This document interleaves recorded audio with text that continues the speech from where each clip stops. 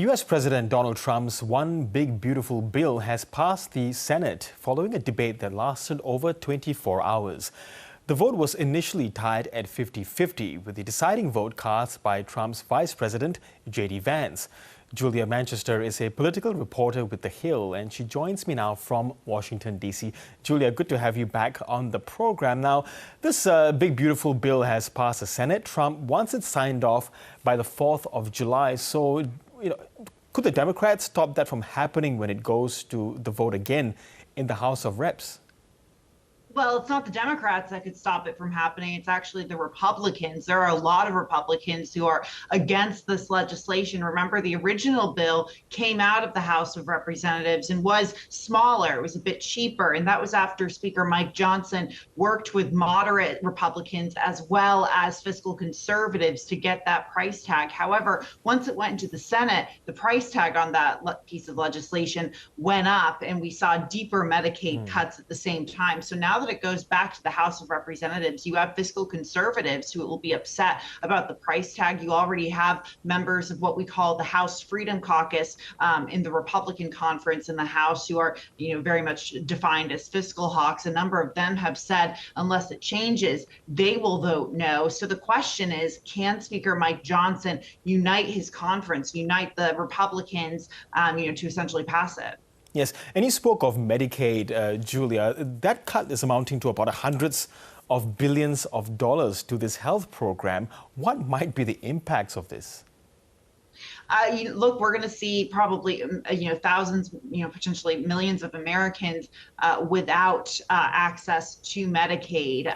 Republicans push back on that, saying that this is going to affect, individuals who, may not be legal citizens of the United States, for example, and that, there will be workarounds to this. Republicans also argue that, the Medicaid cuts were implemented so there could be a large tax cut, the extension of President Trump's 2017 tax cuts. So, there could definitely be a number of, a large number of Americans without access to Medicaid. And it's not just Medicaid. We've also seen cuts to food assistance programs like what we call SNAP here in the United States. So you're already seeing Democrats really gearing up to make this an issue, not only now and pressuring Republicans, but going into next year's midterm elections.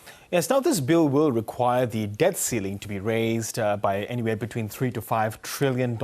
It's something that Elon Musk riled against, and now Donald Trump is saying that he'll, quote, have to take a look into deporting Elon Musk. What are we to make of such a threat? I mean, this is looking like the big, beautiful bust-up.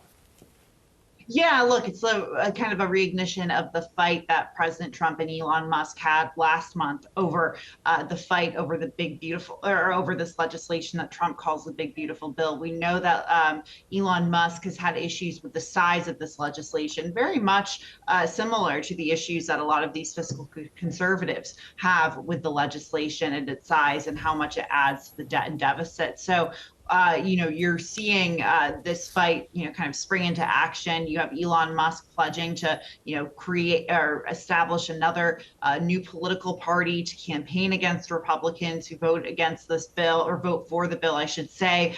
So this is, I think, kind of a refueling of that fight we're seeing now. We also heard President Trump yesterday saying that DOGE, the Department of Government Efficiency, which Elon Musk headed before he left the federal government and the Trump administration, would look into some of Elon Musk's companies. Yes, you spoke about the midterms there, and Elon Musk, he believes that he has the trump card here by helping candidates who challenge Republicans who voted for this bill.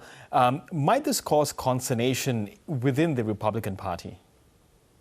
It could potentially, but I would argue that President Trump still very much has the upper hand. President Trump, is, even though Elon Musk is a massive donor, was the largest single donor to President Trump's campaign in 2024. President Trump is the head of the Republican Party. He has a Republican political apparatus behind him. He has his own war chest. Republicans with Donald Trump have a history of falling in line behind him. And Elon Musk, even though he's worked with Trump and he might be popular with, certain Republicans, or many Republicans, I would caution how successful he could be at challenging Trump. It was interesting. Earlier this year, he inserted himself in a Wisconsin state Supreme Court race, and was very much his favorite candidate was very much overwhelmingly defeated. So I think there's a question as to how effective Elon Musk could be.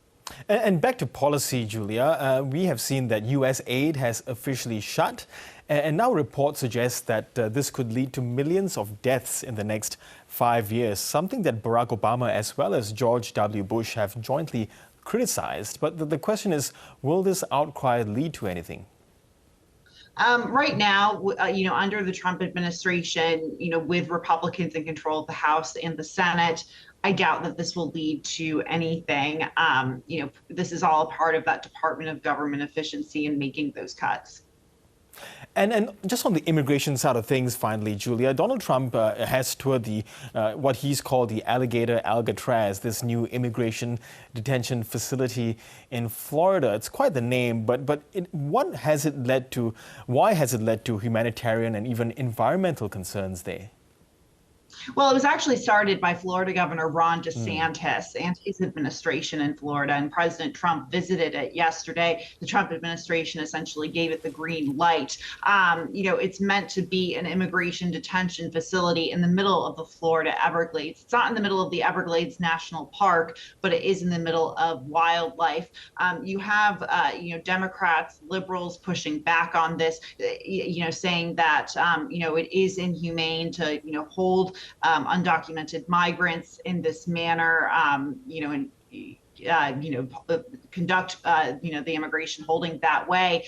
In terms of environmental concerns, there's also been protests. One thing I will say, though, is that this facility isn't necessarily a brand new site. It's a former, military landing facility there. So it's been built for quite some time. But there's questions as to how it would impact the wildlife around there. Okay, Julia, Manchester, always good to chat U.S. politics with you. Thank you so much once again. Thank you.